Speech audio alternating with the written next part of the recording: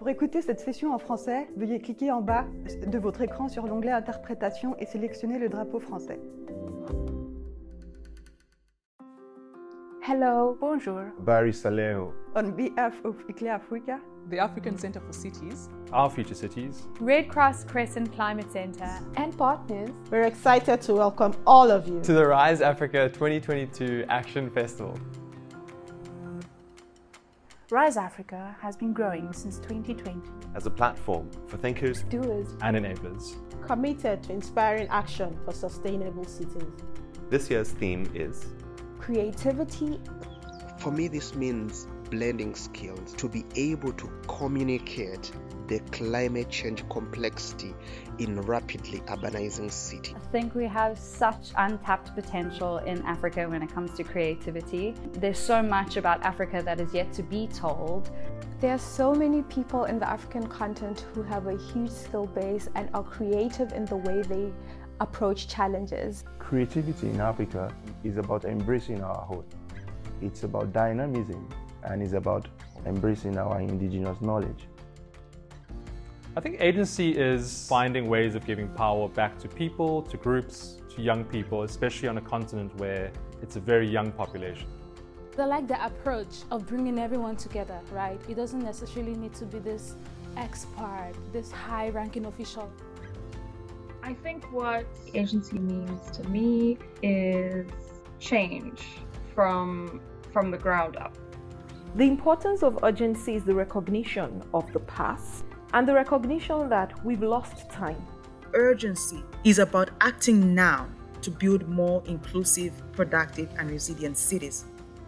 Is this need to creatively redesign and unlearn and explore new ways of thinking. The festival is hosting 33 sessions with 135 provocateurs from across Africa and the world.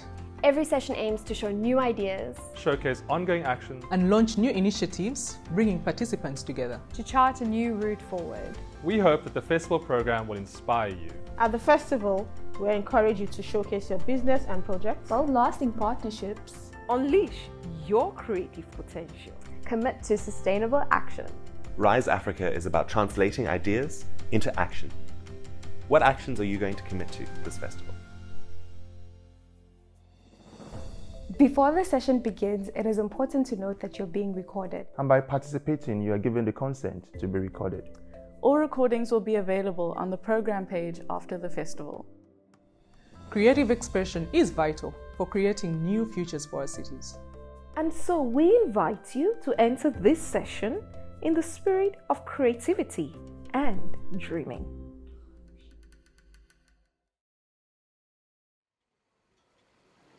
I don't expect you to clown yourselves and collapse the distance and difference between sharing bread and sharing bed. I know that feeling, so give me a break and stop the fake.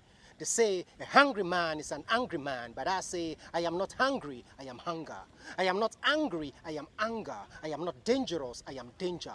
I am an abominable time bomb, able to blast limestones and thunderbolts because somehow I am torn, tried and tired.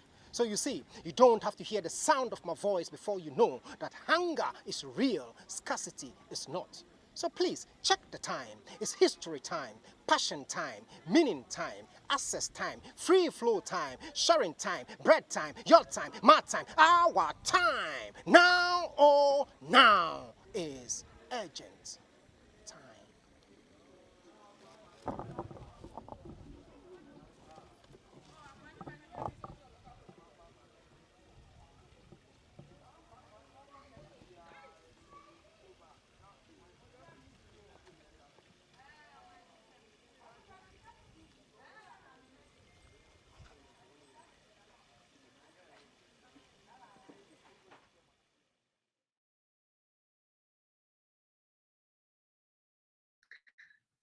Good morning, everyone. Bonjour. Habari za leo. My name is Paul Curry. I am the Associate Director of the Urban Systems Unit at ICLE Africa and have been in charge of putting together the Rise Africa 2022 Action Festival, which today we are on day 3. So may I be the first to wish you a happy Africa Day celebrating the emancipation of African countries from colonialism and celebrating their independence. So we are framing Rise Africa as the Africa Day for cities, where we celebrate our cities, where we think deeply about how to make these cities sustainable, inclusive, and places, artifacts, and systems that are exciting, vibrant, and warm for those who live in them and those who visit them. Today, we are having our session on urgency, the third part of our series on creativity, agency, and urgency. And to remind those who haven't joined us for the previous sessions, creativity was asking the question, how do we draw more innovation, more artistic expression, more other ways of knowing into our everyday actions? How do we draw art into society and validate art as a way of designing cities and driving urban change? And how do we create space for entrepreneurs, innovators to thrive? Agency is asking the question of how we ensure that all voices should have a say in how cities develop. How do we create spaces in which there is an equal sharing of voice and in which people feel ownership over the decisions that are made? And these two processes take time and reflection and thought, and are often in juxtaposition to what we're hearing from everyone about the urgent need to act and the sense of urgency. And so our themes for the series have been in tension with one another. And today we hope to explore in more detail the question of urgency and how we as development practitioners operate in this space, how residents operate in this space, and how we engage with many different priorities that we're faced with. And I must say that this is also quite a personal theme in terms of being part of this journey, in terms of thinking through how we do sustainability. And so with your indulgence, I'm going to start with a poem or reflection that emerged today before I hand over to our fabulous set of speakers and provocateurs. Crisis. We have a crisis. We have a crisis of access. We have a crisis of inclusion. It is a crisis when there is enough for the world, but not for Africa. It is a crisis when we lack access to time, to choice, to voice. We have a crisis of congestion. It is a crisis when the luxury vehicle holding one is hooting, honking, beeping at the bus holding 40. It is a crisis when residents must wait in long lines to receive grants, healthcare, water, humanity. It is a crisis when people must wait for a decent living and being. We are in a climate crisis. It is a crisis when flooding steals our roads and homes before droughts steal our food and water. It is a crisis that the world has tacitly accepted that we will not meet a 1.5 degree warming goal. It is a crisis that 1.5 degrees for the world means 3 or 4 degrees warmer for Africa. It is a crisis that we are overwhelmed by what this means. It is a crisis that we cannot even conceive of what this actually means. We have a crisis of nature and biodiversity. It is a crisis that African cities may have more nature than many other cities in the world, yet are replacing it with concrete. It is a crisis that some of the greatest biodiversity hotspots in the world are being paved. It is a crisis that often this is done for survival. We have a crisis of the future. It is a crisis when our children are undernourished. It is a crisis when our children are stunted and have been robbed of their very potential. It is a crisis when our girls are snatched from the cradle, married off to men old enough to be their fathers. It is a crisis when our girls and women are not safe in their very homes and their streets. We have a crisis of stratified communities. It is a crisis when a young woman, grateful for temporary employment cleaning streets, is apologizing to me for being in my way. It is a crisis that I have to remind her of her humanity and my appreciation. It is a crisis that I have access to this forum, while those experiencing these crises do not. We have a crisis of leadership. It is a crisis when leaders consist only of men. It is a crisis when leaders are 4 times the average age of Africans. It is a crisis that politics compete with economics. It is a crisis that Africa has achieved political emancipation, but not economic freedom. We have a crisis of identity. It is a crisis that we trust outside concepts before our own. It is a crisis that we trust outsiders before our own residents. It is a crisis that we trust outsiders to validate and provide information before our own employees. It is a crisis that we are not investing enough in our own. We have a crisis of compassion. It is a crisis when, just like our scarce resources of water, food, energy, shelter, we are short on compassion. It is a crisis that those acting with empathy are running on fumes. We have a crisis of scale. It is a crisis when those providing food for the hungry are feeling hopeless and paralyzed under the sheer weight of hungry mouths.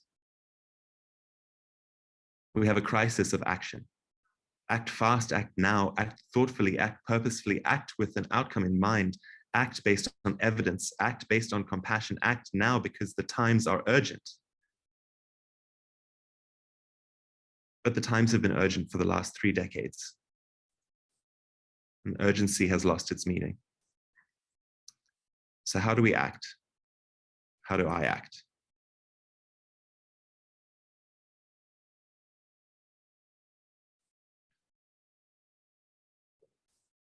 So I've started today's session probably making you sick of the word crisis, and I'm trusting to our provocateurs to take us through these ideas and provide us with a route forward. As I've said, Rise Africa is still trying to find its worldview. We're getting closer, and the festival thus far has shown a lot of fabulous contributions to that worldview. And certainly one of the central tenets is that we're not only a space for thinking, but a space for feeling. So as we open our session, I'd like to do a Zoom shower and request those who are present to write into chat, when you think of crisis, when you think of urgency, how do you feel? And so don't send it yet. We're going to take 30 seconds, write a keyword into chat. And when I say go, we'll send them, and we'll get a whole sense of how people are feeling in the room.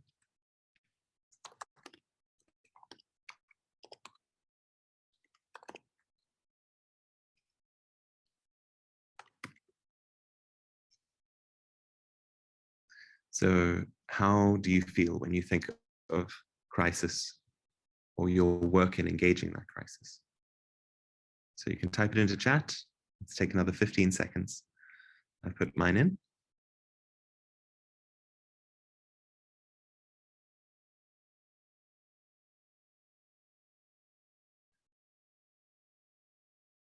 Okay, and we can send.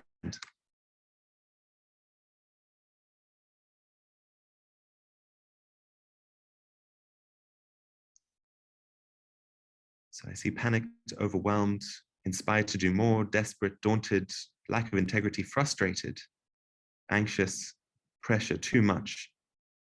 Is it really going to happen? Inequality. So with an uncharacteristic start to a session, which is rather low, I will hand this into someone else's hands to guide us through. So let me introduce my colleague and friend, Nyoka Naidu. He's a climate specialist working across different sectors and right in the middle of a lot of the work that we're trying to do around crisis. Over to you, Nyoka. Good morning, everyone. And so thank you so much, Paul, for opening with such incredible words and feeling to bring us into a space that requires not just words and feelings, but actions. And I appreciate the inputs from the Zoom shower. Quite a few of them feel overwhelming, because that was one of my inputs into the space. And so I would really appreciate holding the space for all of us to have this deep discussion on urgency. How do we think about it in the space of our personal lives? Because there are urgent elements that we need to deal with, and in the space of our level of action that is required of us, and even more so in the elements that we find ourselves trying to facilitate within other spaces and collaborate. And so it was quite interesting when thinking about the session, when you're working in a team, because there's no one single person or entity that can actually institutionalize change independently, you also have to bring a level of empathy when it comes to urgency, understanding that we have multiple aspects in ourselves, and how do we actually bring about action without losing ourselves through that process? And so I think there's quite a lot of depth in this conversation, and I really look forward to having it just being unpacked even further. Moreover, I think there's a lot that can be said about how we act and when we act, and whether there is also a usefulness in being silent and still to reflect before we act. And that level of stillness could also provide some intellectual and emotional clarity. And so thinking about the theme today, these are the thoughts that came up for me. And I would like to then bring about the aspect of introducing the speaker bio, who is a speaker, a teacher, public intellectual, essayist, and author, to set the scene, to act urgently, and perhaps show us why, how, and the elements of what it means to be slowing down. So I invite you, Bio, to add your voice to the space. Thank you.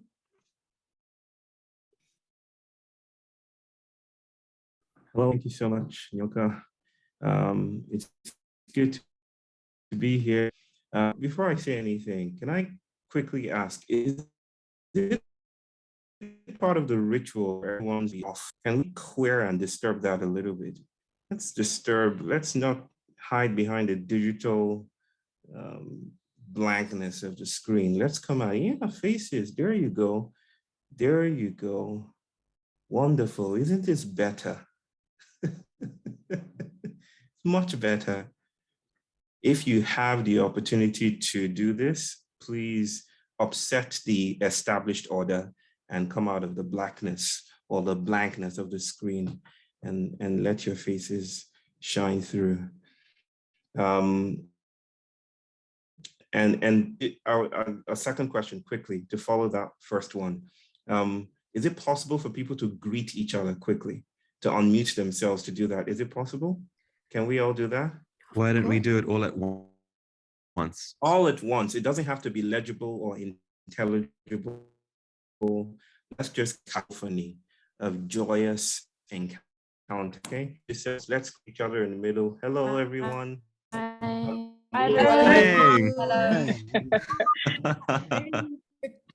Excellent. Excellent. Like children. And that is what it's about. It's my joy to speak, and thank you for the invitation, Paul, and to my sister Nyoka, and to everyone here making this happen. I don't have a lot of time to say what I have to say. Speaking of urgency, right? But I will say this. I feel there's no better way to start except to ground some of the very powerful and potent feelings that are in the room right now, to speak to them, the fear and the frustration emerging from our anticipation, our understanding of what is afoot in the world today.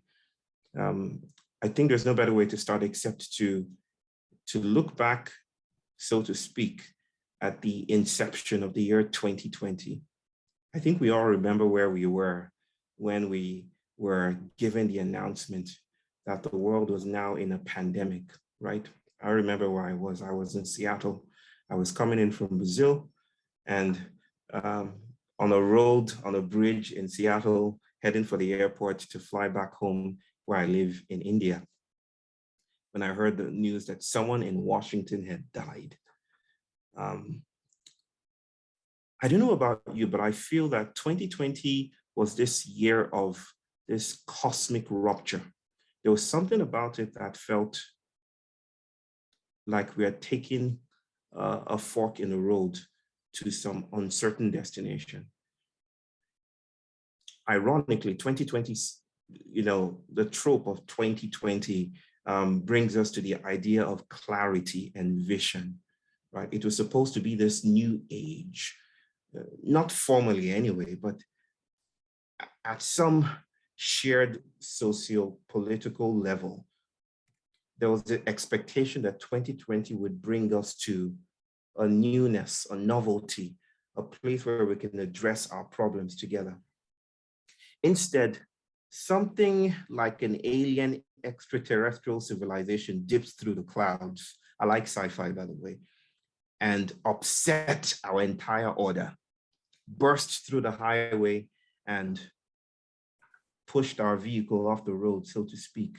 Of course, I'm speaking about the virus.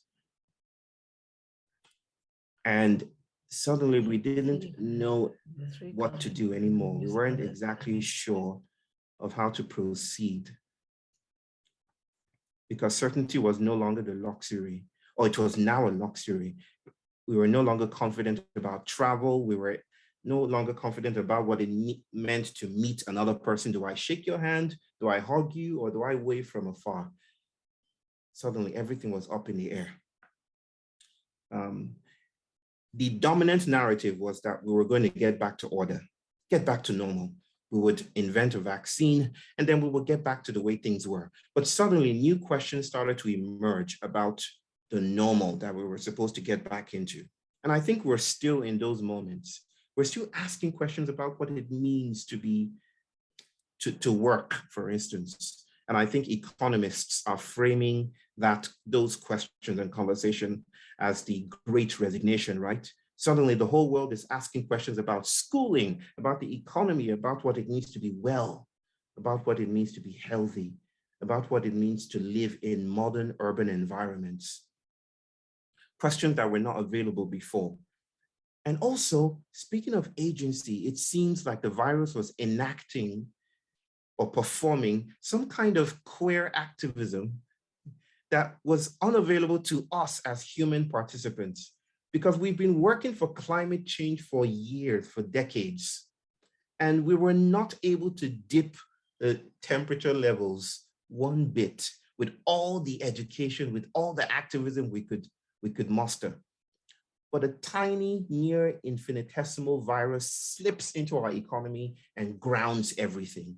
Planes don't move, nothing happens anymore. And suddenly you start to ask, who is the agent in the room, right? If this tiny thing could get us all back into our homes, do we continue to privilege human agents or human subjects as the activists at large? It reminds me of something that my people, I'm a Yoruba person, if you haven't realized that, from Wakanda, no, I kid, from Nigeria. Something that some of our elders would say to us, which I have reformulated into a saying that I'm quite known for, that the times are urgent, let us slow down. The times are urgent, let us slow down. I remember saying this for the first time, giving a keynote in 2013 in Johannesburg. And there was this aha experience that washed through the entire room. And I remember a German brother writing to me saying, I don't exactly know what it means to slow down. I've been practicing this slowing down ever since you uttered it in your keynote. But the problem is every time I try to do things slowly, the urgency of the moment only catches up with me, right? How do I write a memo slowly? How do I drive slowly? And I wrote back that your understanding of slowly as a function of speed is the problem here. By slowing down, I'm not speaking about reducing one's speed, because you can reduce your speed on a highway and still be heading on to the same destination, right? Slowing down is a function of awareness, if you will. Is a function of crossroads, is a function of interruption, is a function of intra-agency, is a function of interbeing, is a function of noticing that we're suddenly not the only ones in the room, such as was the case and is the case with the pandemic that has interrupted the unbothered continuity of anthropocentricity. So, I think we are at a crossroads moment. Je pense que nous sommes vraiment à la croisée de chemin. Il faut ralentir et ce n'est pas... That are increasingly part of the problem in the first place. Les solutions font partie du problème. Donc, il faut réussir à mêler différentes espèces composites. They are not at the top of the ontological table. We are not the designers we think we are. Nous ne sommes pas... Il nous faut remarquer que nous avons façonné des environnements urbains, mais d'une façon dans laquelle les environnements urbains nous ont façonnés également. Nous ne sommes pas des outils, nous ne sommes pas vraiment... We are also created by the things that we supposedly create. We are also the subjects of social media, saturated in chemical tides of becoming and algorithms that escape articulation. We are also made by the world around us. We are also caught up in what the Christian text might call principalities and powers. So, entangled, implicated, and caught up in things that exceed us, territorial ways of thinking and imagining. This is a call for humility then, my spiel. It's a call for us to not to take a break in terms of doing yoga or convening a conference so that we can talk about seeing the big picture. It's about noticing that even how we think and how we prefer solutions to crises are becoming part of the crisis. So what happens when the way we address our problems, is the problem? What happens when we're stuck? I think at that moment, we need, a different social materiality, a different inquiry, a different way of arriving, a different way of noticing that we are not the center of the room, that we are not at the head of the table, that we are not the designers we think we are, that we are agents in becoming, and that we share our bodies with vast networks, assemblages of becoming and power.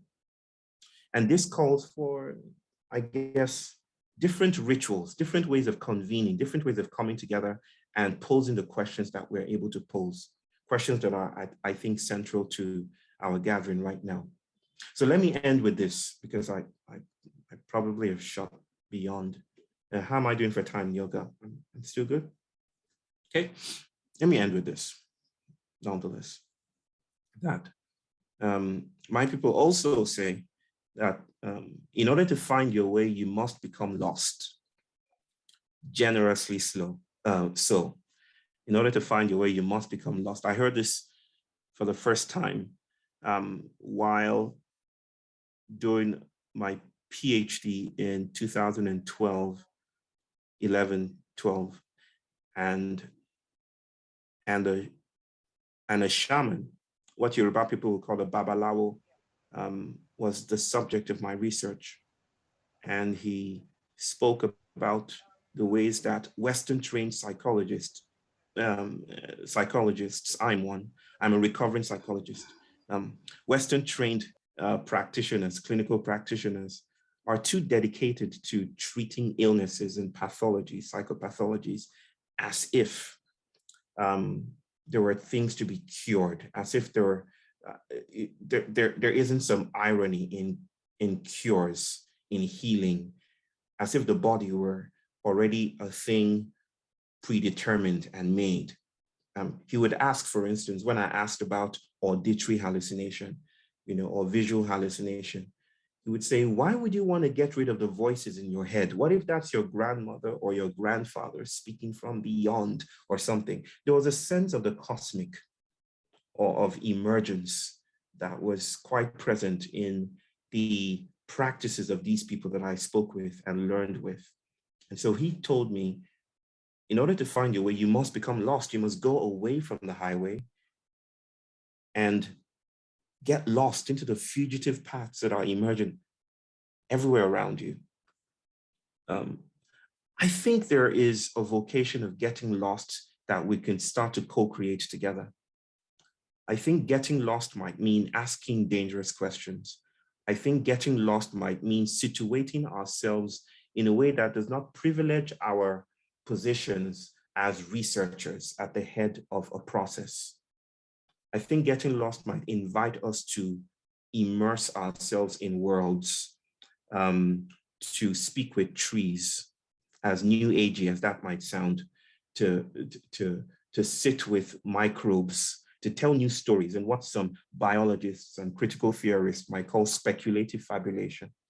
To tell the story of the virus in a way that does not treat it as an enemy to be vanquished, but as an activist, potentially a mother, maybe even a monster, but something with agency, something inviting us to rethink the ways we think about ourselves in the world. And so let me end with that then. And in order to find our way, we must become lost. And that the times are urgent, we must slow down. And the only way to slow down is to listen more than we're used to. Okay, that's my spiel.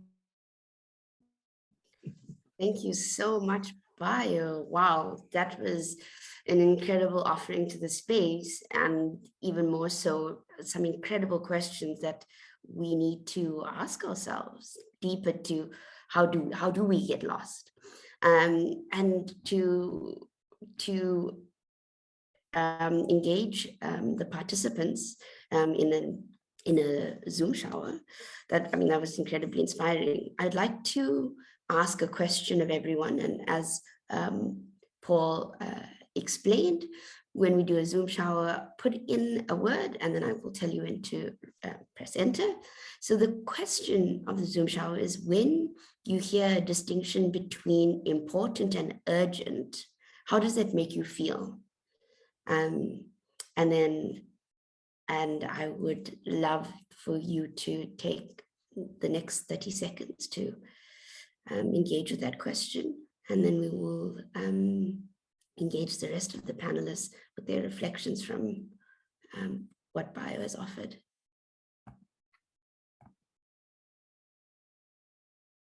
And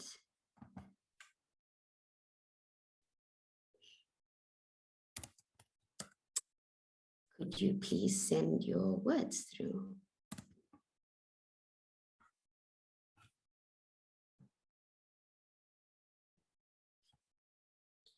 There's an incredible amount of input: pressure, hopeless, confused, active, contemplative, strategic, prioritization, think first, inspired to act. This is incredible. So I think we're all in a thoughtful space. Actions speak louder than words. And going into this next space about reflections, I would invite Megan to provide her reflections to Bio's food for thought. Thanks so much, New Yorker, and thank you, Bio, for your inspirational words. I think what struck me in listening to your inputs, Bio, is really a personal reflection, and I think perhaps some in this room may have similar reflections. I'm a scientist, and I spend my days working with teams to implement projects to help cities adapt to climate change, but also mitigate it. And as a scientist, and I think those in the room that went through the scientific training or the engineering training, you get taught really to think a certain way, which is fairly linear, stepwise. And I'm more and more convinced that this way of thinking is actually not that helpful in dealing with the challenges of today. And so I just want to thank Paul and the organizers really for allowing people like me and others to just be able to, for a moment, just pause and just listen and just spend some time thinking in a different way. I already feel such a different energy in this Zoom room than I'm used to. You know, my go-to last night was pull together some slides. I mean, how is that actually helpful? So really, my input is really just to say thank you to those that are in this room and are clearly thinking in different ways, because it's certainly inspiring to me. And maybe my second reflection is just around the importance of connection. And I think, Bio, you reflected a little bit on that in the context of what COVID has done to us all, and how connections perhaps have changed in the way they've been done. I just got back from the AfriCities Congress, which was held in Kisumu, Kenya last week, and there were over 8,000 local government officials and mayors in particular from across the continent, convening probably for the first time for many of us in person after 2 years of very limited travel. And I was just so struck about the value of that in-person contact, you know, despite the fears of traveling again and COVID tests and vaccination certificates and all those challenges. The inspiration I gained from just sitting in the room, in particular with mayors that are struggling every day to service their cities in this ever-evolving climate crisis of challenges, and perhaps how that connection, we need to pay special attention to how we enable those connections, because those connections give us energy. I think there's a sense we all feel working in the space of being, and it was reflected in the first word shower, of feeling overwhelmed. And one can fall perhaps in the tendency of almost wanting to put your head in the sand. And so moments like last week and moments like we're having here at Rise Africa, for me, are vital to help energize all of us in the space, because that's what's going to keep us going. So thank you, Bio, and thank you, New Yorker, for giving me the opportunity to offer a few short reflections. Thank you so much, Megan. I want to invite Walia, if she could please enlighten us with her reflections from Bio. Thank you so much. I think Bio's reflections just made me realize how we sometimes feel like we have control over certain things or certain challenges, or we are planning ahead.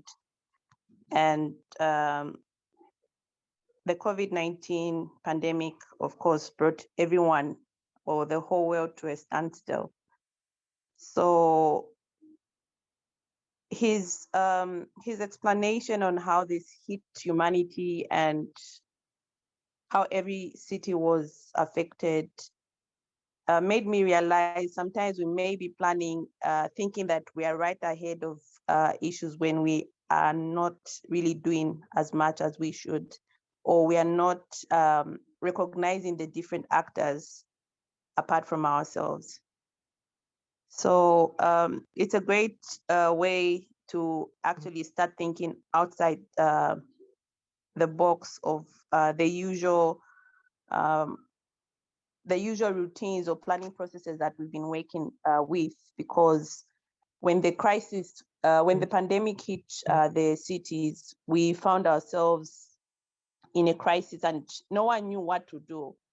And he illustrated that when he spoke about sometimes you meet someone, you don't know whether to hug them, whether to greet them, you don't know what to do.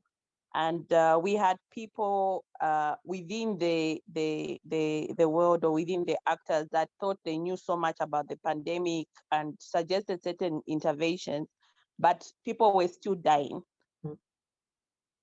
So for me, I think it's time for us as Africa to start thinking outside the usual planning routines or planning frameworks and start thinking outside the box, like if we could think about the different scenarios and how we would handle the different crises.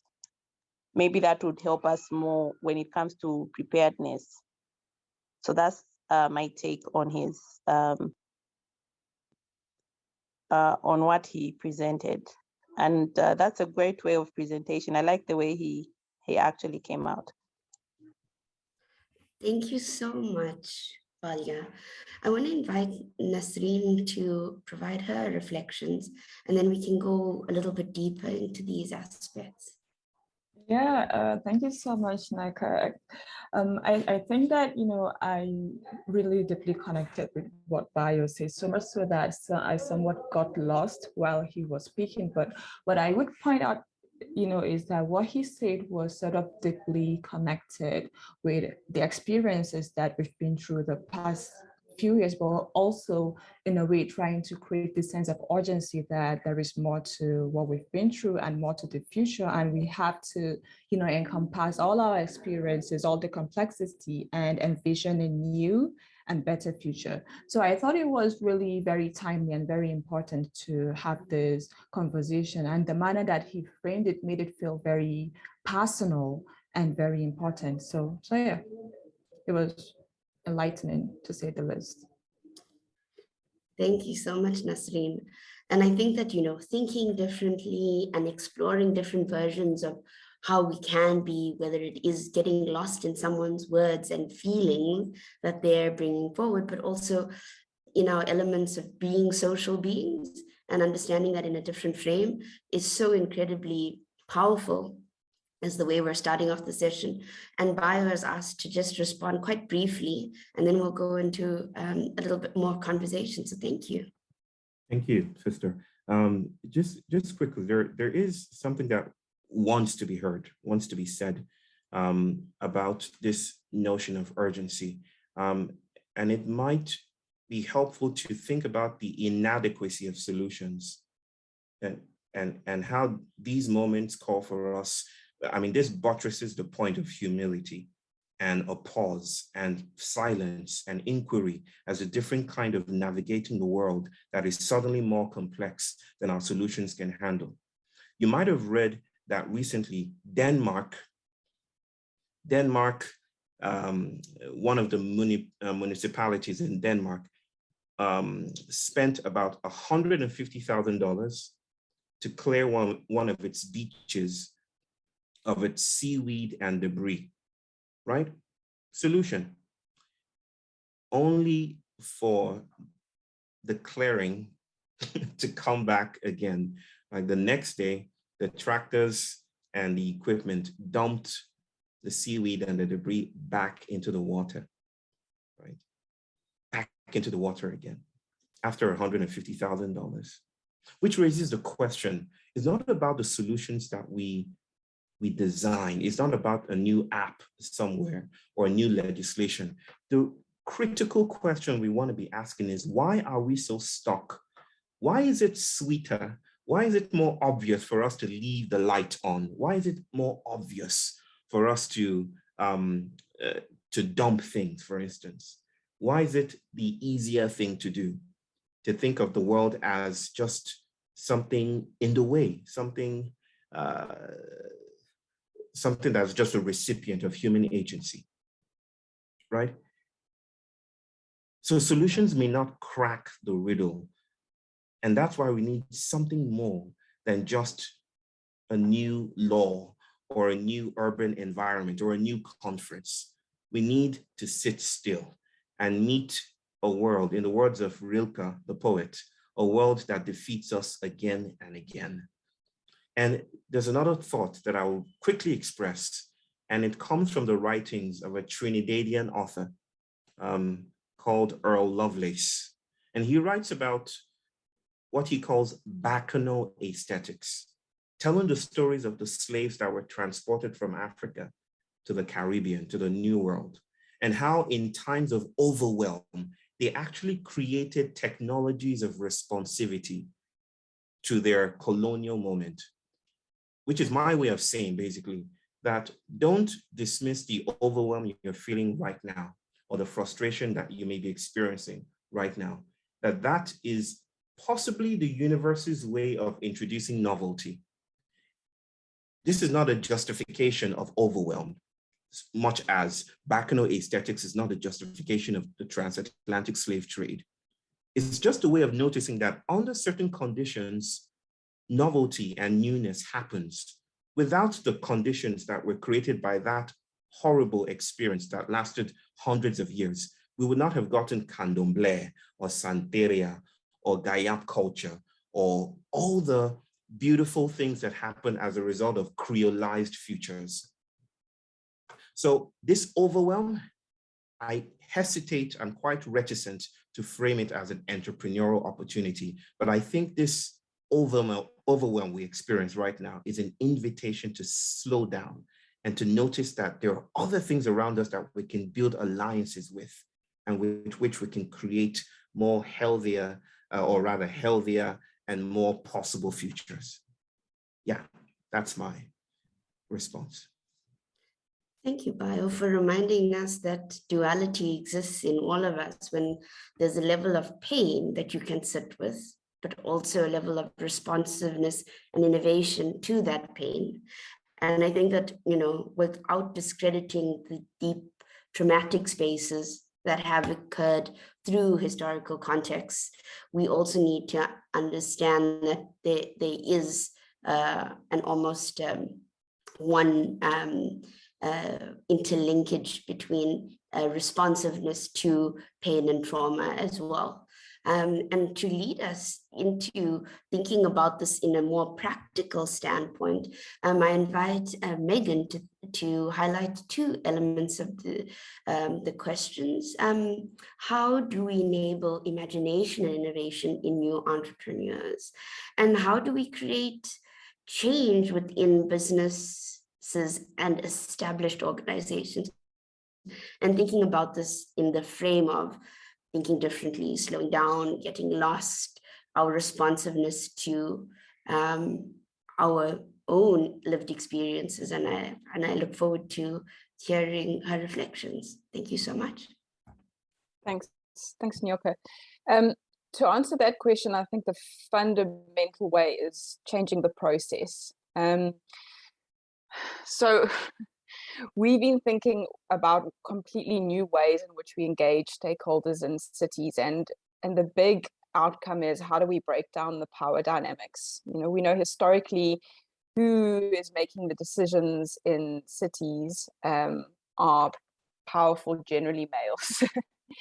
And the diversity of the voices in the room is not there.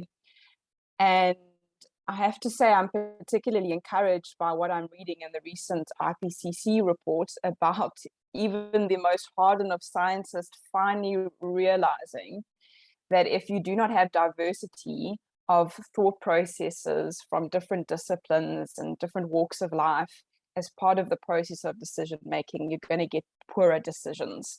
And so this element of inclusivity is going to absolutely be paramount in the decisions that we make, and in equipping organizations and individuals to make the best decision possible in a very fast changing environment. We are dealing with unprecedented circumstances all the time. I just think of the current situation that's occurring on the east coast of South Africa, where I'm originally from, where 1 in 100-year floods are occurring on a crazy regular basis. And everyone is scratching their heads around, how do we tackle issues like this that are so unprecedented? And I think that key to that is going to be inclusivity around decision making, bringing in different thoughts and energies from different sectors tangibly into the room. And that is about process. So it's not just about getting that diversity in the room, it's then how you facilitate those conversations in the room.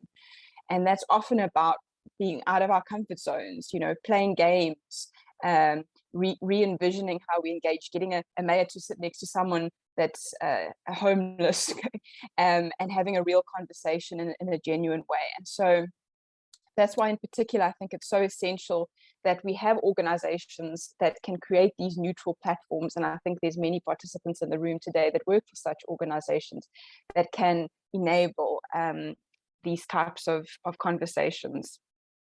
I just maybe also wanted to reflect on one of the current challenges or things we're all grappling with, I think, that are working in the climate change space with African cities, and that's the ethics of the work that we do.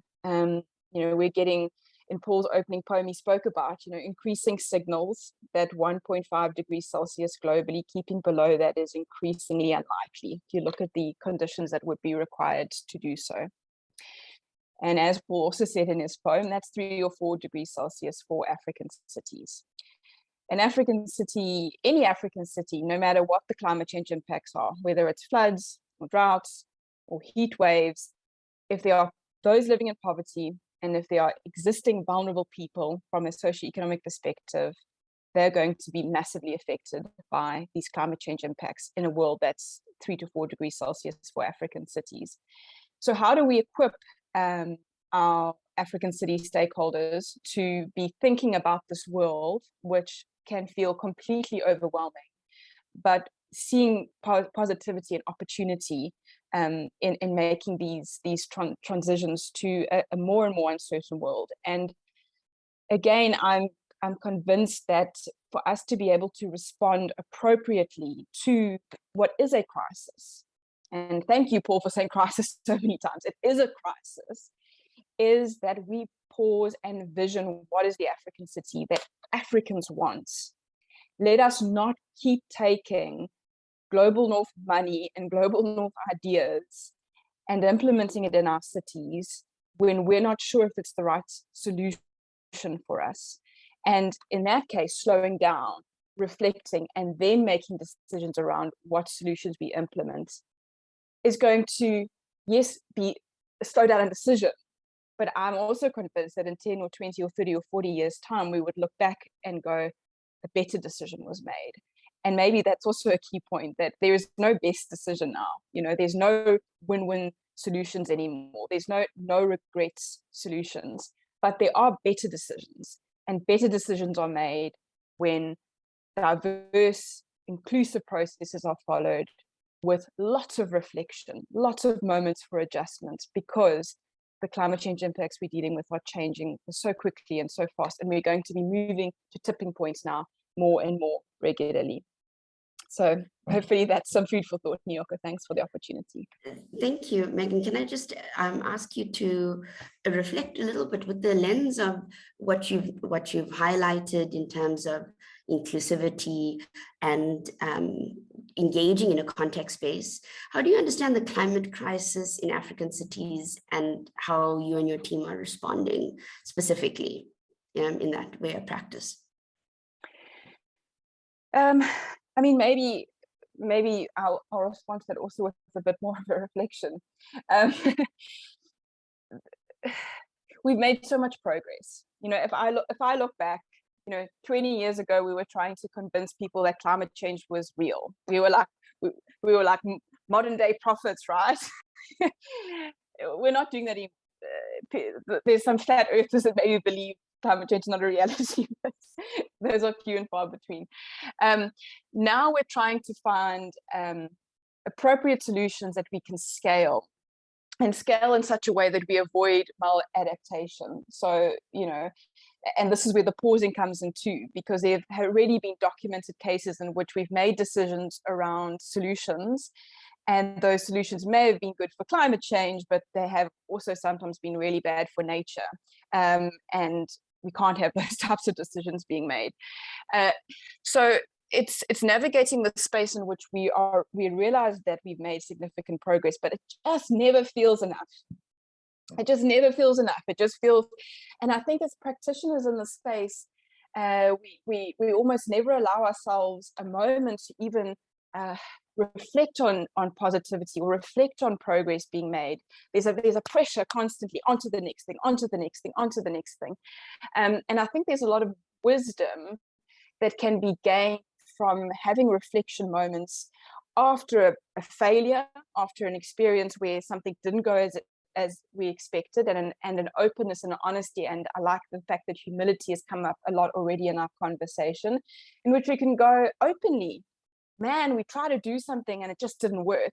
And these are the lessons of why it didn't work, as well as, wow, something happened that we just never expected for this and this reason. And here's the lessons coming out of it. So to answer your question, Nyoka, I think in the space of working with African cities on really difficult issues and trying to enable change, the more honesty and humility we can have around processes we followed, failures and successes, and reflecting of those within a community. You know, I spoke a bit earlier about how important a community of practice is to keep us positive and engaged and not feeling overwhelmed as we all struggle along this journey, as it were. Having those open and honest conversations in such a community. And this is where I think platforms like Rise Africa are so necessary, and why we'll keep pushing with partners to have these types of conversations, because without them, we really risk, and I often see this with some of the busiest people in the world, you know, they're almost a little bit like a hamster on a wheel, right? You're so busy running with your projects, implementing new things, adding more tasks, that I sometimes worry about that, where you're going on that hamster wheel, right? You know, which direction are you headed? And we've got to find those moments to get off that hamster wheel, pause, look up at the horizon, and perhaps we need to change direction completely. So hopefully that rambling was useful, Nyoka. Thank you so much, Megan. And what I take is like a very key point, that failure is feedback. And, you know, having a level of flexibility, humility, and also accepting that unintended consequences emerge allows you to take what the responsiveness of the system is giving you. And so I'd like to invite Valia to highlight how you, as a city official, navigate the competing prioritization of your time and the city's resources, thinking about it with the lens that we've started engaging on. Thank you so much. Thank you so much. I think as a city, we have a number of challenges that we're facing, and some of them is urbanization, informality. Lusaka, when you look at Lusaka, 70% of the population is living in informal settlements, and these have no access to basic services such as water, proper water access, proper sanitation. And also when it comes to issues to do with climate change, and like Lusaka is mainly hit with flooding and droughts. So when it floods, these are the areas that face most of these challenges. Like we have high records of disease burden in these informal settlements. So how do we engage with these informality or these challenges that we have with the available resources? Of course, the local authorities' budget is not sufficient to cater for these challenges once they are in. Like, for example, if we have a cholera outbreak, it becomes a huge burden on the local authority. So what we do as a local authority is that we've engaged with different partners. And right now, as I speak, the local authority is part of an initiative called the Lusaka Water Security Initiative, which has different partners within the city. So through that platform, we are able to work with the different partners to try and sort out these issues, and also to leverage resources, both financial and human resource. So this is the approach that has worked well for us as a city, because when we look at our own budget, usually the funding is not sufficient. Even when we look at the human resource within the local authority, we are not sufficient. So we work with different partners, and these partners come from government, private sector, and civil society organizations. So this is how we've been working when it comes to these challenges that we're facing as a local authority. And some of the strategies that we've been using, or the approaches we've been using the human rights-based approach. When you come to our city, there was that there was that thought, like, even when there's a crisis within the city, only the government can do something about it.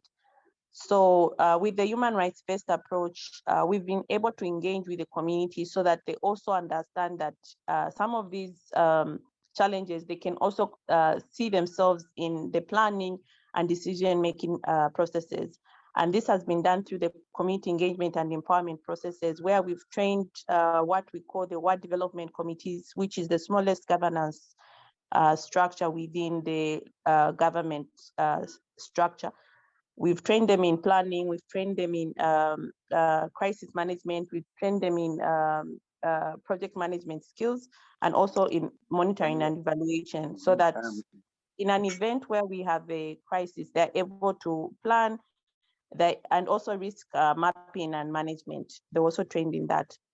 So through these structures, we've been able to not completely mitigate some of these challenges, but we've seen a commitment from the community sides, apart from the civil society, the government, and the private sector, where the community is also able to pledge to say, since urban flooding is happening in our informal settlements, we'll make sure that the people within the settlements are managing solid waste, so that we reduce the flooding in those areas. So that these are some of the strategies that we've been using as a city, with all the challenges that we're facing. Thank you so much, Balia. I think what you've clearly highlighted is that climate change is a threat multiplier. And if that foundational element of basic services and resources are not adequately engaged, we actually institutionalize these deeper issues on top of dealing with short-term crisis management and longer-term crisis management. So I think that's, these are very tangible elements of how do we think about solution spaces creatively. And then I'd like to invite Nasreen to provide her input. As a development practitioner, how do you think we should engage with the sense of urgency? Thank you so much, Nerka, for the introduction, and Paul for bringing me in. I think that there are many pathways to exploring this aspect. Recently, I have immersed myself in the thinking of addressing the root cause of the climate crisis and nexus with development, and how these two factors intersect. And what I am beginning to realize is that climate change is as much a development issue as it is an environment and biodiversity crisis, especially in the African context, where you find that the so-called oil-rich countries and those oil-rich communities where destructive extraction takes place, people are living in abject poverty. So the so-called oil wells doesn't benefit them. These people are displaced, their livelihoods lost, rampant human rights abuses occur in these places. There's land and air pollution and many other unfortunate odors. I'm mentioning this because the climate space is so broad, and it's so easy to forget why we're doing what we're doing, especially if you don't work specifically on energy. The climate justice movement is driven by the urgency to stop the expansion of oil and gas, because by doing that, we stop the biggest sources of CO2. That is addressing the root cause. But of course, there are other things to consider from the social and development side, like food system and consumption, migration and urbanization, population growth, strengthening our health system and infrastructure. So all these are part of the complexities of climate development, which should be addressed not separate from the climate crisis, but as one. So now here's what I think we should start doing to address the urgency of the situation. The first thing is that I think we need to empower and amplify resistance movement. All over Africa, and for so many years, there's been groups, movements, and networks that have stood against oppressive political regimes to protect their environment, biodiversity, and livelihoods. That environment is where our food is grown and brought to our cities. They conserve and protect the rivers through which our dams flow. They have been critical to sustaining not just their livelihoods, but ours. So we need to support and resource them. And I must admit that there is this general lack of cohesion when it comes to supporting climate justice movement in Africa. So we need to really work on that. The second is building new networks and strengthening existing ones. We need to strengthen coordination within the climate sector to create new ways for shared ideas, collaboration, and partnership. After all, we're working towards the same goal and for the same continent. I mean, imagine if a campaign that's been blocked in DRC is taken up in Algeria.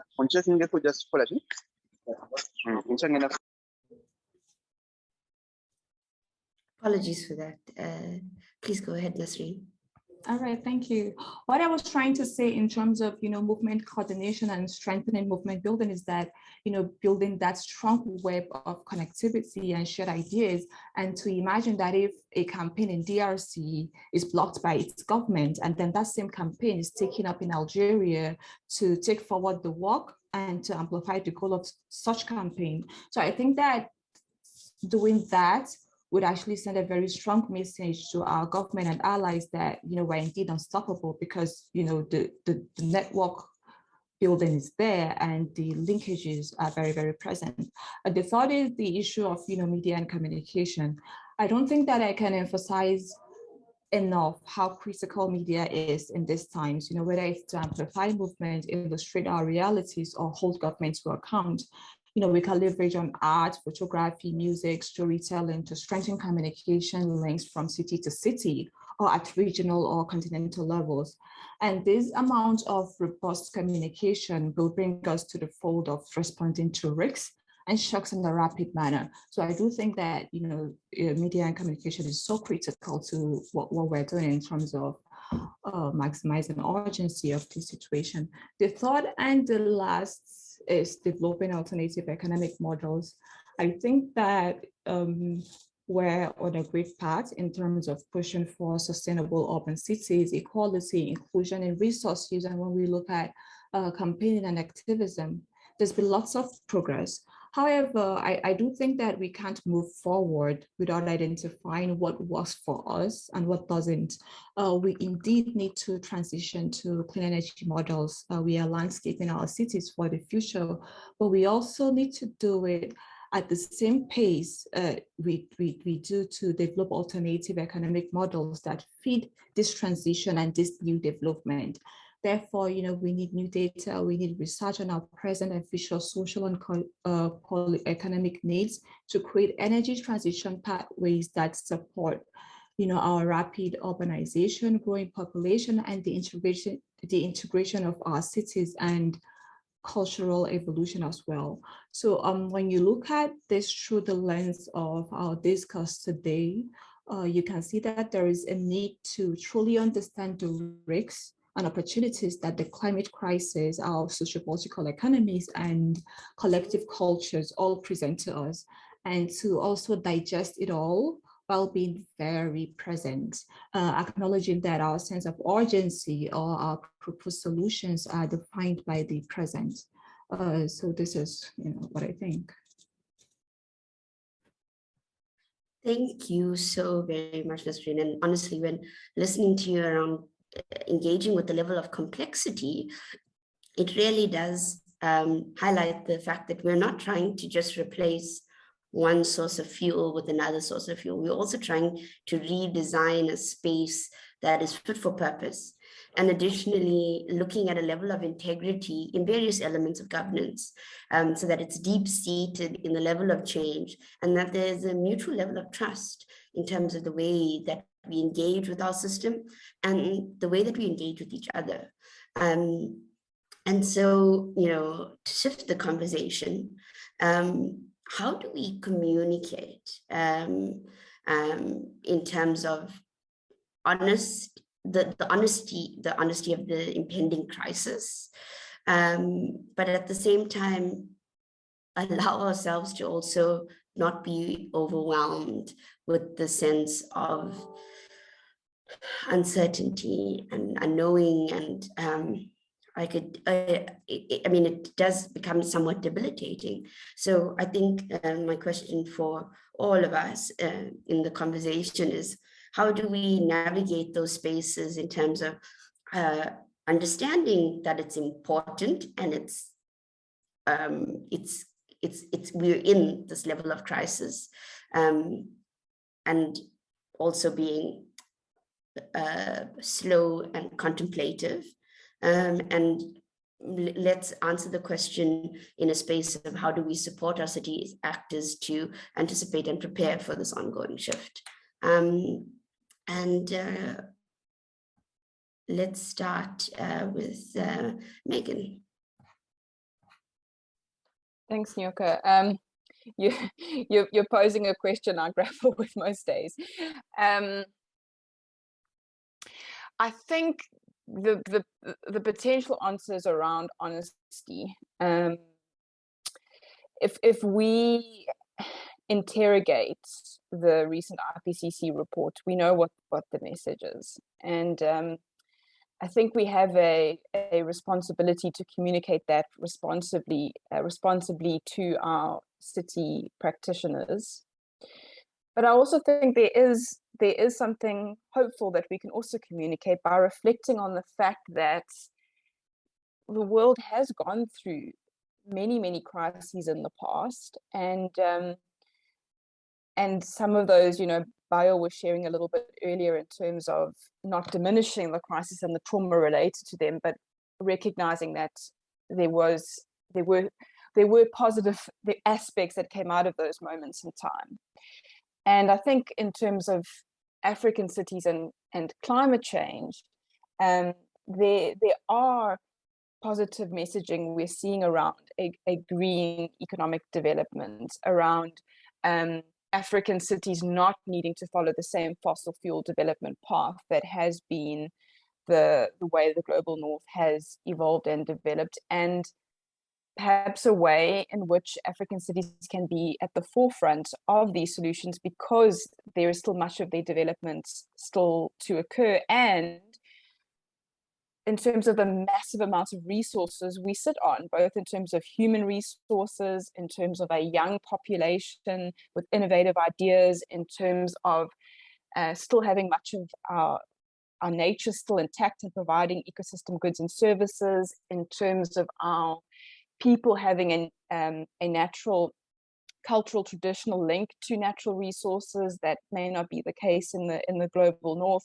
that we can harness in terms of the indigenous knowledge that our people possess.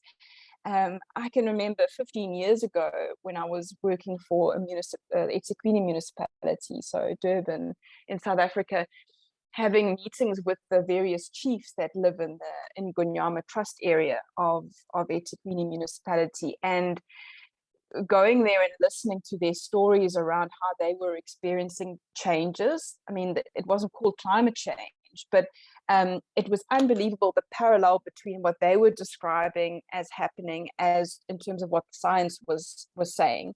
And I think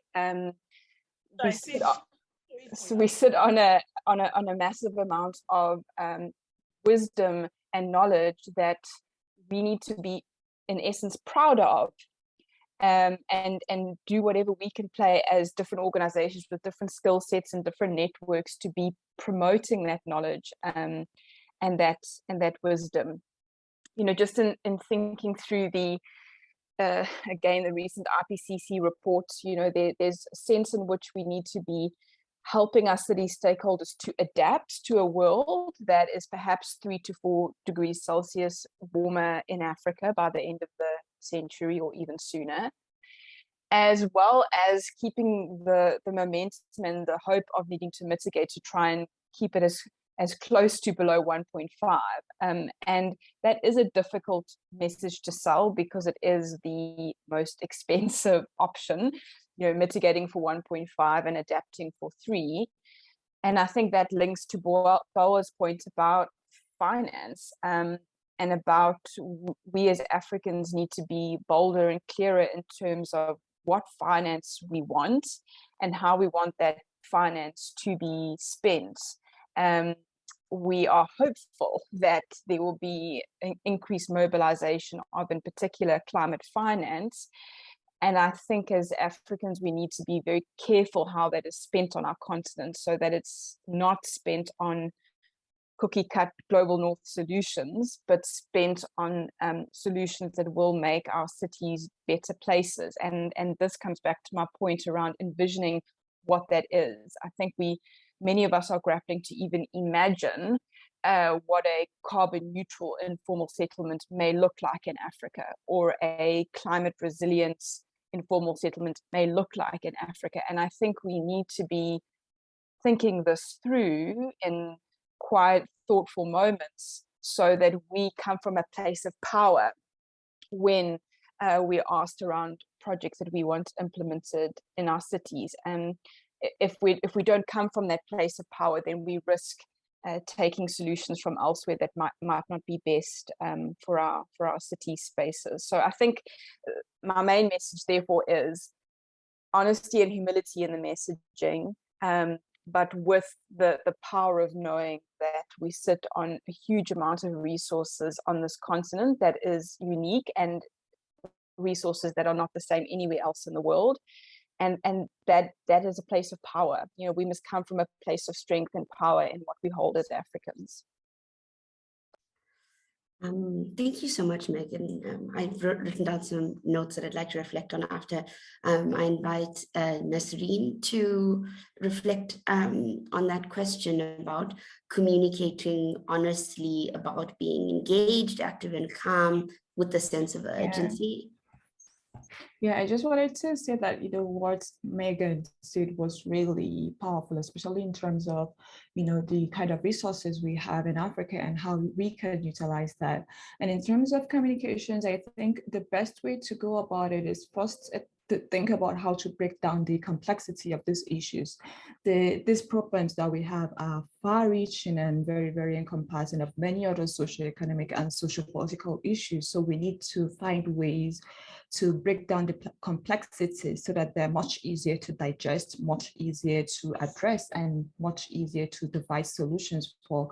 We also need to, simplify communications and ensure that it is well tailored to people working in different sectors, people working at different levels and different economic classes, so that it's really clear that this is what's happening, this is what has been provided to address this issue, so that we can also be able to bring new forms of thinking, new forms of ideas and innovation to the fold. So we need to simplify how we communicate these issues or the solutions or even our ideas or innovation, and also to do that in a form of in a context that addresses local dynamics. So it has to reflect social and economic context. We cannot be communicating in a context that, say, the UK government would communicate to its citizens. So it has to be in reflection of social and economic context, so that it reflects the reality of our social classes. It reflects the reality of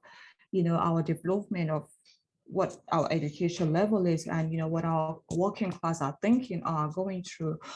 The last thing that I would think is to devise solution that resonates with our own problem. We have lots of problems, lots of socioeconomic, lots of cultural, ethnic, social problems. So we need to devise solutions that are diverse, but that also resonates with our own problems, so that we're not only addressing one issue, but we're addressing an issue that encompasses lots of other social, cultural issues and development issues. That way we're going with the flow of development, but not only addressing climate change in that one environmental or biodiversity, context. No, Nasreen, I think that's so poignant when it comes to how do we communicate in the space. And finally, I'd like Balia to just in this level of communicating, this shift that needs to take place, as someone that's deeply involved and passionately engaged in the local government space, how would you see this shift being implemented within the space? And you've chatted a little bit further on financing and systems and how you're dealing with that. And I think maybe just understanding how this crisis can be communicated a little bit deeper. Thank you for that reflection. I think some of the things that have worked well for when it comes to communication is to package the different messages according to different levels or different or to package the messages in the simplest form as possible, so that people can understand exactly what you're trying to communicate. And one of the methods that I've seen that has worked well so far is the issue of when it comes to communities, we use the PS systems, we use the radio as the media for communication, where we have a series of programs that are discussing these issues, and community members are able to call in, and also the learning labs, where we bring in different stakeholders within the local government space and beyond to come and discuss the issue, find the solution, and reflect on how that is impacting on the different stakeholders within the local government space. So the learning labs have helped us understand the issues from different perspectives. And I think it's one of the good methods of bringing in the different stakeholders, because again, it has helped us with stakeholder mapping to understand who within the local government space or boundaries is doing what, and what programs are existing. How do we work together with these different stakeholders? Or how do we cluster the different stakeholders in terms of thematic areas, and to make sure that those issues are being addressed? So the first step in all this communication is the stakeholder mapping, and then the stakeholder engagement. You can probably use the learning lab itself, the learning lab method. But in those learning lab, make sure that if you're discussing an informal settlement, there's someone from within the settlement, not a representative like maybe a councillor or a ward development committee, but even just a community member that is able to come and give you the real picture of what is happening at that level. So those are some of the best practices that I could share with the meeting today. The Learning Lab has worked well. The continuous packaging of messages in the simplest forms through leaflets, through PS systems, we go around to announce and just to explain. The community indabas, where we have community meetings with the communities and explain to them and relate events to explain climate change, because sometimes people think climate change is not there, but when you're able to relate it to an event, to say, in the last 10 years, what have you experienced extreme flooding or extreme droughts? Once you do that, people are able to relate on, oh, is this what you call climate change? So there's that relationship, because I think it's one of the issues that is difficult to explain to a layman, that climate change exists. Most people think it doesn't exist, but you can relate it to events. And also, just to understand how these issues have impacted on them, and it also provides an opportunity to know how you're going to package the messaging once you've engaged the different stakeholders, and understand which stakeholders exist within the boundaries. So those are some of the communication strategies that I can share with the meeting. But apart from that, the local authority has a Facebook page, Twitter page, where we post these things, but not everyone in the city has a smartphone. So we need to think around what different methods do we reach the different groups at that level. Yeah. Thank you. Thank you so much, Walia. You know, when we talk about the tangibility and lived experience, Indigenous knowledge systems themselves have such a deep understanding of what has happened. Maybe it's not in the same translated terminology, but there is a depth of understanding.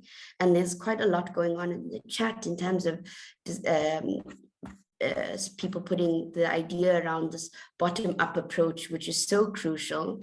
And you raise that aspect of like having these learning labs and stakeholders and engaging with different perspectives, which then allows the elements of not actually engaging with this deep understanding of this northern focused cookie cutter aspects that need to be implemented on systems that are not really aligned.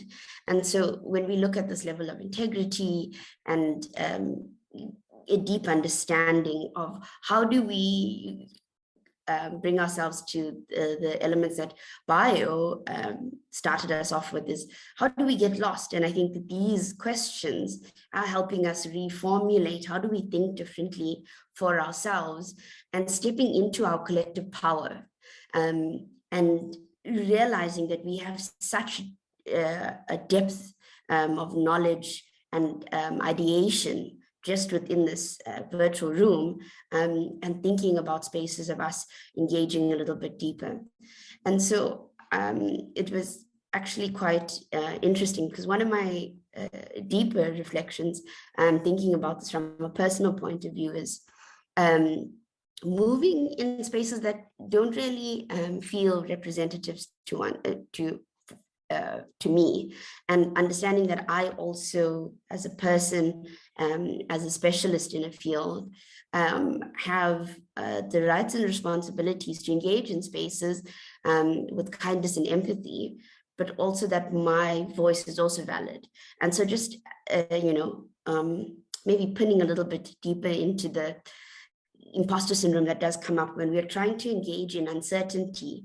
There's some internal feelings of not knowing, which makes us feel anxious. And how do we take that anxiety and almost look at the other side of excitement and passion and engaging in innovative spaces for that level of approaching this way of engaging in how we go about change, and how do we go about highlighting the urgent elements that need to happen, but by thinking more strategically and thoughtfully about not just ourselves in a space, but the collective nature of what we're going through.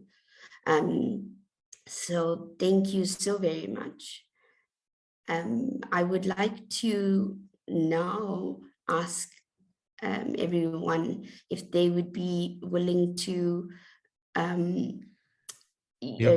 yes, so Paul? Can I offer a reflection before we dive in? Yeah. Thanks. Eddie taught me Zoom showers, so we seem to use them a lot. I really like them for getting a sense of collective feeling in the room.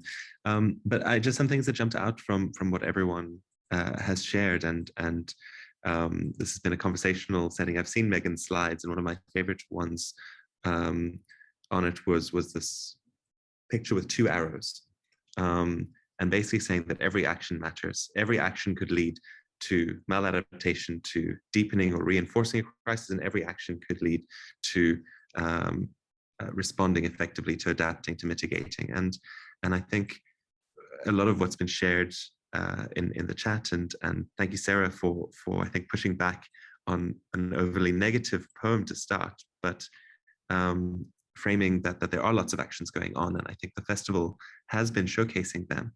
And Sarah, your point in chat was it should be pro-poor, and looking how to ensure that all actions are considering those most vulnerable, but then also tacitly remarking that they have to be systemic. So housing plus food plus water, all in one approach. And I think Megan's point that we're no longer trying to make arguments about climate change being real.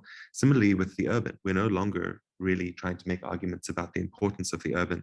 We're making arguments about how we improve our cities. We've moved away from urban policy that is trying to stop migration, or many places have, some are still about anti-migration, to actually saying, how do we harness the power of cities? And so those shifts are visible and have come through lots of nudging and pushing and prodding. And I think forums such as Rise Africa, many conventions around sustainable cities are really important kind of for people to feel that their work is pushing the needle, is making a difference, and to reinforce that work. So I just want to appreciate that briefly. What's come out from Bwalya's points and Nazreen's point is that people should be the entry point for sustainability. And to that, we had prepared a number of slides of things that ICLEI Africa and Rise Africa are doing, but because this has been a conversational session, I'm afraid I must disappoint the teams who produced these beautiful slides and just speak to them. But on reflecting on this, there were 4 types of action that we've seen. The first is direct action. As part of Rise Africa, we've worked with the City of Cape Town on tree planting. And this to me is one of the most symbolic sustainability actions. And you see it everywhere around the world. People come together and they plant a tree, or there are large reforestation processes. And some might say that it's a bit of a trite action. Frankly, we need more trees. We always need more trees. And the act of bringing people together around those plantings and around doing something which you won't necessarily benefit from. It is something so deeply about the next generation, I think is really important. So again, as Bwalya has mentioned, partnership is vital. ICLEI provided the trees, Cape Town identified sites, and Nursery provided the trees and ensured that they were planted well. Talking about a policy lens, making sure that they're maintained requires us to speak across departments and across sectors. Then there are learning and sharing actions. So how do we gain new knowledge? And here, learning between cities, city exchanges are absolutely vital. So one of our programs is Cities with Nature, which allows cities to share their journey in incorporating more nature into cities and make commitments. We also have a platform called Learn with ICLEI Africa, which is trying to offer African knowledge around various topics such as climate governance, food, water, energy nexus, and how to communicate about sustainability. There are capability actions. How do we improve capabilities in cities? And this is not the external, we're going to come and do capacity building. This is saying, what capabilities do you have and how do we enhance them? And I'm really, really excited today to announce that we are launching a futuring project, which will begin in July, which is asking this question: how do we tangle with the possibilities of cities in the future? So I'm going to invite in a moment a colleague of mine for me to just share a bit of the ethos behind that. But then finally, enabling actions. And I think that is creating space for others to flourish, creating space for others to maneuver. Something we spoke about, Bwalya and Mayor of Lusaka, was making change in your city should be easy. It should be easy to recycle. It should be easy to access the resources you need. It should be easy to access nourishing food, affordable to build a satisfactory home. And so how we, as policymakers, enabling people to thrive in their cities. The close of the session is going to have a link to a survey to firstly tell us whether this session and festival has been inspiring. But at the end of it is actually the most important part to us, which is, are you moved to commit to an action? And here, this point of scale is really important to us. It can be, I commit to pausing for 5 minutes. I'm going to commit to slow down bio. I'm going to commit to more reflection. I'm going to commit to plant a tree. I'm going to commit to continue the work that I'm doing. And we'd really love to hear from you on that, whether now or in a post festival communique. But I'd just like to welcome Fumi in briefly to speak to why thinking about the future is important. Thank you very much, Paul, and good morning, everybody, and happy Africa Day. It's been quite an exciting session, and actually listening to the perspectives and especially the buyers' input on slowing down, on pausing, on rethinking our approaches. And I think that it is in the spirit of rethinking our approaches that we've sat down over the past couple of months as ICLEI Africa to ask ourselves questions about the future and where do we see African cities in the future, and what interventions do we think we need to be making now that would have the kind of effects we hope to see in the future to bring forth the exact kind of cities we're hoping for futuristically. I think I've mentioned future like 100 times already. So we all know that rapid urbanization has been one of the greatest borders in the last century or so on the continent. And the fact that the continent's population continues to grow, and that with this comes the concerns that if left unchecked, we continue to entrench existing inequities and the effect that this continues to have on city development, including the overconsumption of our scarce urban resources, increased informality, unemployment, poverty, and inequality. And at ICLEI, our vision of sustainable urban futures are conceptualized as desirable cities, equitable cities, just and democratic futures and cities in general. The question is, how do we deal with all of these unforeseen complexities? And how do we bring in development into this future that is very uncertain in and of itself? But one thing we've come to understand is that how we begin to think about the future influences how we act in the present. And I think if there's one thing that today's session has brought on board is the urgency to act, but not just to act, the urgency to also stop and to rethink how we act. And that's what we're trying to achieve with ICLEI's ICLEI's Futuring project. Many African cities have already started this process of long-term thinking and futuring, where across so many cities today, you see 30, 50-year strategic plans. But the one thing that seems quite the common theme around these plans is that they're many times put forward by the city officials, mayors, urban planners, designers, who bring in expert knowledge, but they're missing very key and very important voices in our cities.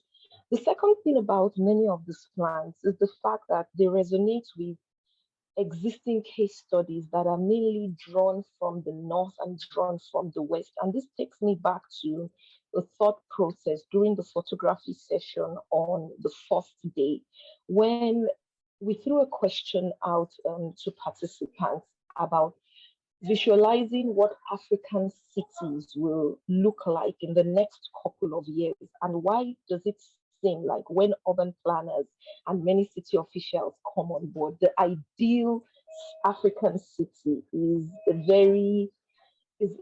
a city that has the skyscrapers, the bridges, and everything. And are we losing the elements, the touch on the currently seeming chaotic African cities as they are, but yet within that chaos is an organized system? And is there a place for intervention there where we can take that chaos and turn it into, so to speak, organized chaos? And these have been our thinkings around the Futuring project, which ICLEI Africa is bringing on board. And the number one thing for us is the inclusion of all voices, especially those voices which we ordinarily would not hear in projects like this. The voice of urban actors and of the different classes of citizens, of women, of youth, of children, of the disabled must be included in the process of envisioning. Futuring is a field that is a systematic process of thinking about imagining possible outcomes and about planning for the future. And this is what we want to do with ICLEI Africa's Futuring African Cities project. We're currently on a mission to co-produce desirable urban realities for our continent. But we take a slightly different approach to futuring in that our approach is process-based, which forms the basis to build the capabilities of diverse actors within our cities and to take participants on a journey that enables collective meaning making to build future visions for their communities, for their spaces, and for their cities. We invite you to please check out our webpage for more information on ICLEI's Future African Cities project, and so please come on board and share your vision with us as we kickstart this project officially in July. Thank you, Paul. Thanks so much for me. The overall registration for Rise Africa asked you what your vision for your city is, and so that's a starting point, but to go through a deeper process with us would be fabulous. And for this, partnering is vital. So if you feel so moved to partner with us on this project, please reach out to us. And then I'm also very excited to talk about the future of Rise and to invite your input and feedback into it. We are planning to have in-person Rise Africa days in a number of cities, in addition to this virtual festival. So later in the year, and details and dates to follow, we'll be having a Lagos Day in partnership with the Lagos Urban Development Initiative. We're going to be having a Cape Town Day in partnership with the City of Cape Town. And we're going to be having a Lagos Day, partner to be confirmed, but we have a few colleagues in mind. Did I say Lagos twice? Accra Day, excuse me, in Ghana. Partner to be confirmed. So we've got a conspicuous absence of North Africa and East Africa. So if you feel so moved to propose what a Rise Africa Day could look like in one of your cities, please do reach out to us. From my side, I'm really, again, moved to have all of you join us. And I really do want to hear your feedback on how this platform can grow and evolve and suit your needs. But I'll hand back to Nyoka and our speakers to offer a closing reflection. Thank you so much. Wow, that was like an incredible amount of interesting and sort of inspiring levels of what this could be. And so taking that energy and putting it into another Zoom shower while we get our final reflections from our panelists is, based on our discussions today, how do you feel or how are you planning on taking this forward in your life and your work? So keep that thought and put it in the typing box, and I'll let you know when to share it. But in that vein, please could the panelists share their closing thoughts. Valia, would you like to start, please? Thank you. I think my closing thoughts, we need to think outside the box in our planning, in our decision making, and also we need to learn what are some of the best practices that have worked for other cities. So it would be nice to see Rise Africa organize such an event for us to learn what are some of the best practices that have worked for other cities so that we can tailor make them to our cities. Yeah, thank you. Great, thank you so much. Megan, would you like to come through? Sure. I was struck actually by something you said, Nyoka, about this issue of imposter syndrome.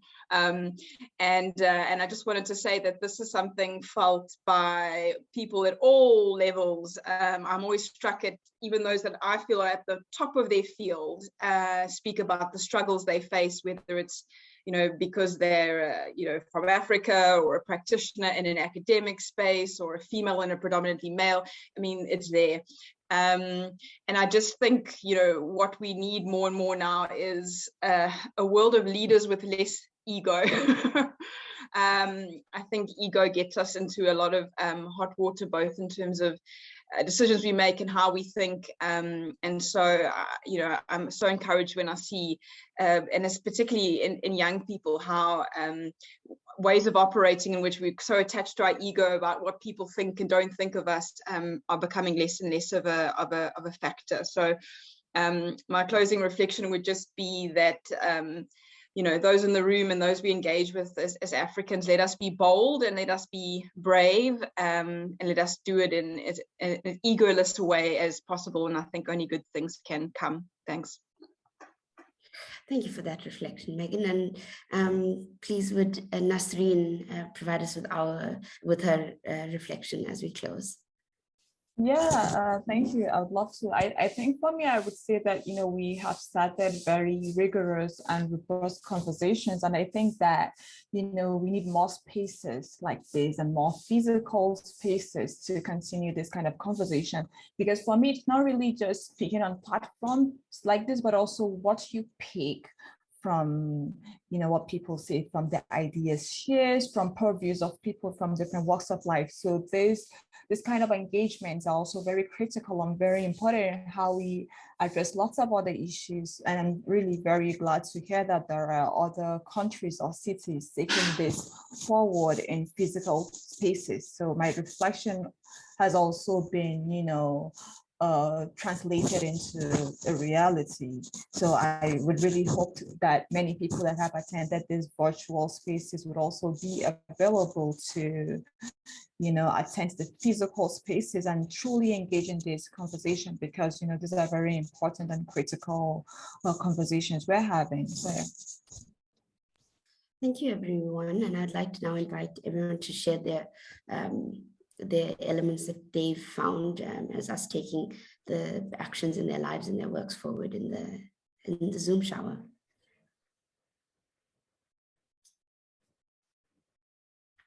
There's determined to sit and reflect and drive change. We need to build cities and futures, planning with the poor in mind. So we plan for everyone and build sustainably. However, the future cities to be modern. There's plenty to be done, and I want to do it calmly and proudly. Learning, empathy, and stillness. And I think that that's such a empowering way for us to close this session, to pause, to rethink, to reflect. And I'd like to thank everyone for being present and keeping in mind that we need to act urgently, but also think about the way we prioritize our energies and ourselves, and being more thoughtful in the space that we engage in. So thank you, everyone. Thank you, everyone. Look forward to seeing you in the daily debrief at 6 p.m. with Edgar Peterser and with Chosi Oshino, who's joining us later. Stay well. Thank you. Thank you. Thank you.